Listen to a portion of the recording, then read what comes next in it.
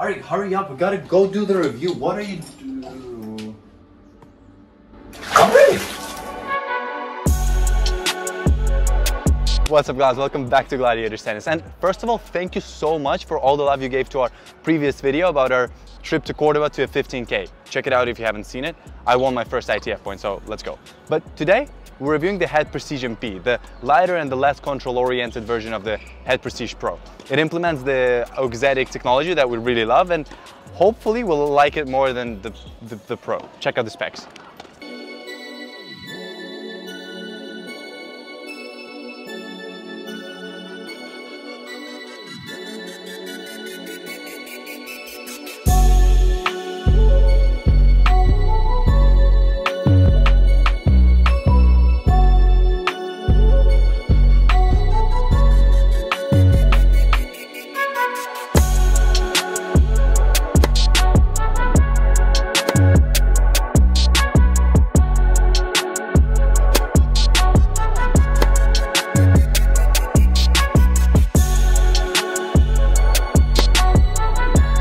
Grisha? Yes, here we go. Guys, the Head Prestige MP. This is the lighter and the less control-oriented version of the Prestige.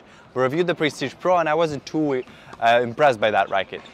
This one, we did string it a little lower because you guys were screaming that in the comment section, so... Screaming? No, Grish. Whatever they do, even if they insult us, it's fantastic. Pure love. It's pure love. So. Guys, sorry. But yeah, we did put the tension a little lower. And I don't know, we'll see, right? Check out my highlights. The Head Prestige MP Auxetic, which now switched places with the Prestige Tour now being heavier and with a smaller head. The MP version of the Prestige used to be the heaviest one and now it's the second lightest, because there's also the L version which used to be called S. I love how Head is trying to solve their confusion with the Prestige lineup naming, but they do it in the most rough possible way. But then I feel like that's maybe the only way. Anyway, I hope that's clear to everyone and we can now move on to the review. Oh no, first we have to thank Tennis Warehouse Europe for sending us this frame for the test. Thank you very much. If you watched our review of the Pro Prestige, you'll know that I didn't really like it. My expectations might have been a little too high, but still, I didn't really see a point in that racket. With the MP though, a completely different story. I really like it. In fact, it kind of reminds me of my racket of choice, the Head Gravity Pro. Let's go shot by shot, starting with the serve. Why not? Like a Prestige should, even a lighter one, it feels great on both flat serves and slices. Very good speed and great direction. What's a bit more unusual is the good performance on the kick serves, where the racket surprised me every time and I had to double check whether it's a Prestige I was holding after every kick serve. But then again, it's what used to be the Tour and I absolutely love the old Tour on the kicks. Let's talk forehands now.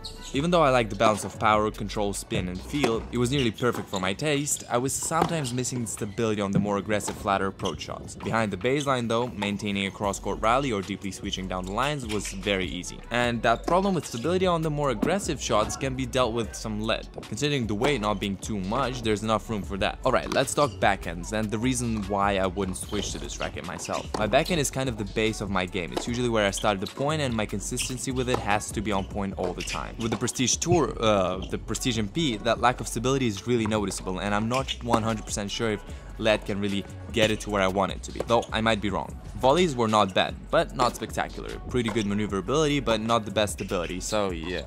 On the returns, it's more of the same, but way better. Good maneuverability, so preparing the shot quickly is not a problem at all, and the lack of stability is not as noticeable, so yeah, good there. I'm not mentioning the Auxetic technology at all because it seems like the more control and feel oriented our frame is, the less Auxetic plays a role in it. Overall, a very good balanced frame, balanced in every aspect, including the string pattern. It really gets the best of both worlds. I'm really starting to dig the 18x19. Like, the control is really good, close to an 18x20, but the spin is massive and the power is really good as well. Who would this racket fit? Well, it has a similar profile as the Gravity, but a bit more forgiving and less control oriented. Like, an all-courter who likes to go to the net but doesn't mind staying behind the baseline. Who values control but still cares about the spin and power. Something like that.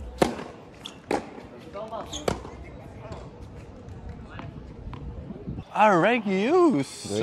Tell the Glads what it is.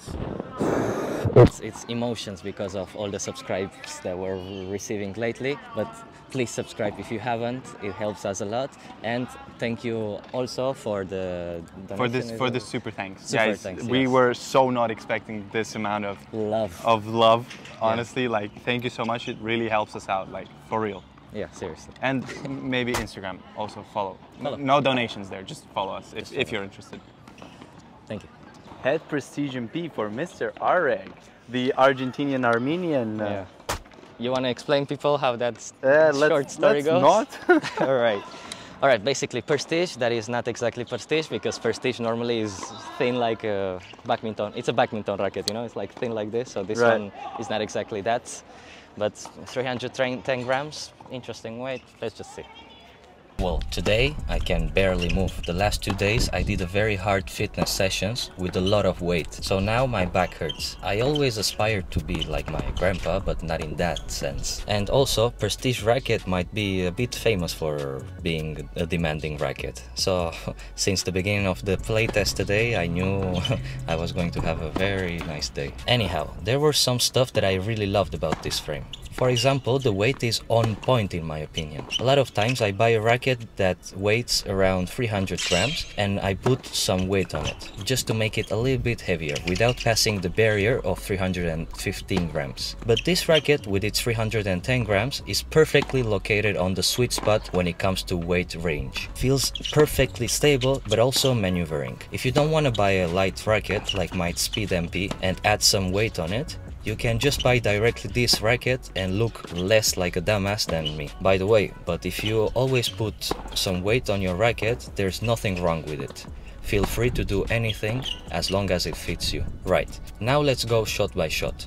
On the forehand, it was super surprising how powerful it was. The balls would fly past Grisha without even him seeing them. Well, those are the words that I would love to say, but there's nothing special about this racket, so let's just move on. Backhand felt stable and the control was nice, giving me the confidence to do some low slices and down the line shots, well, sometimes. A very little amount of sometimes. But yeah, in the return I was managing to block the ball easily. And if you are able to return more than one serve from Grisha, it means the racket is marvelous for returning. Can you say the same about my serve? Not sure about that one. But anyway, I served some decent first serves with good direction but not that much power. And on the second serve, yeah, I had space on my string bed to give the ball some spin, but nothing crazy. Of course, a racket with 16 by 19 string pattern would give you some more kick. Those were too many English words for my brain to pronounce, so I'm going to stop talking and invite you to the grades. Thank you for watching.